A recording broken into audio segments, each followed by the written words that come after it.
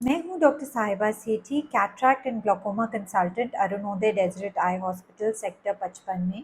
तो आज हम बात करने जा रहे हैं कि काला मोतिया के पेशेंट्स को या काला मोतिया के पेशेंट्स जो मरीज़ हैं, उनके रिलेटिव्स को, उनके रिश्तेदारों को कैसे समझाया जाए कि काला मोतिया क्या है और इसका अगर इलाज टाइम से नहीं मिला तो इसका क्या परिणाम हो सकता है। तो आज हम देखने जा रहे हैं कि काला मोतिया, जो कि एक ऐसी बीमारी है जिसके कोई लक्षण नहीं होते हैं, उस बीमारी को आप पेशेंट्स को, आप मरीज़ों को या मरीज़ों के रिश्तेदार को कैसे समझाएं।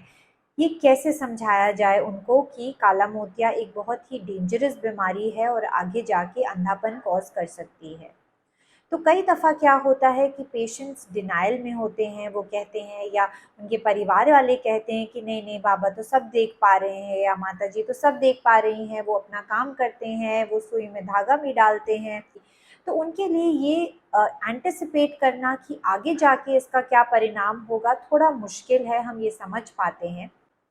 इसीलिए पेशेंट्स को समझाने के लिए और ये आसान करने के लिए उनको हम एक एक्सपेरिमेंट करते हैं हम ओपीडी में। मैं आपको दिखाती हूँ कि एक्सपेरिमेंट क्या होता है। तो हमारे पास एक ये ऐसे ग्लासेस हैं। तो ये चश्मों के बीच में 2 छेद बने हुए हैं जिससे आपको सिर्फ दोनों आँखों से टनल विज़न मिलेगी। तो काला मोतिया पेशेंट्स में होता क्या है कि उनकी बीमारी जो है उनको मालूम नहीं पड़ती है, क्योंकि जो विज़न लॉस होता है, जो उनकी रोशनी में कमी आती है, वो साइट की कमी होती है।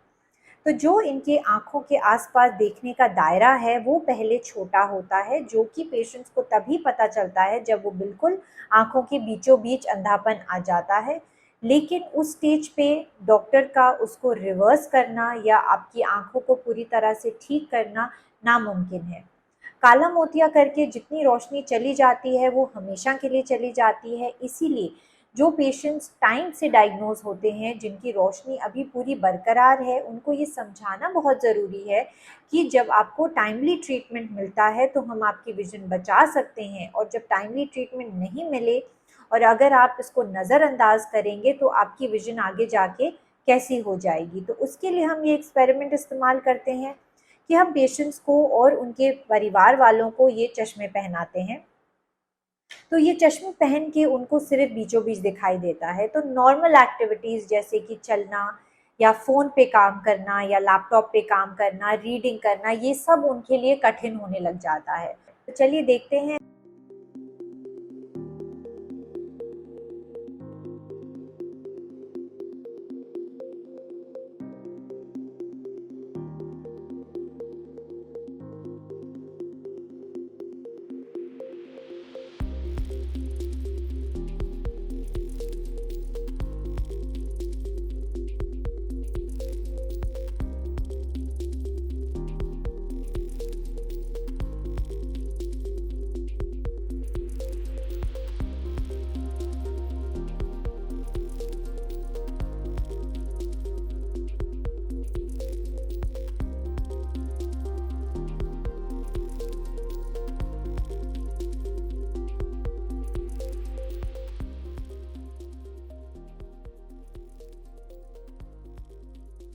तो इस एक्सपेरिमेंट से अब बहुत ही आसान हो गया है मेरे लिए पेशेंट्स को समझाना, उनको ये दिखाना कि देखिए आपकी रोशनी ऐसी हो सकती है। तो जब पेशेंट्स को खुद एक्सपीरियंस होता है इस चीज़ का कि नज़र कैसे होने वाली है, ये हम एक विजुअल डिस्क्रिप्शन देते हैं, तो उनके लिए ज़्यादा आसान होता है समझना।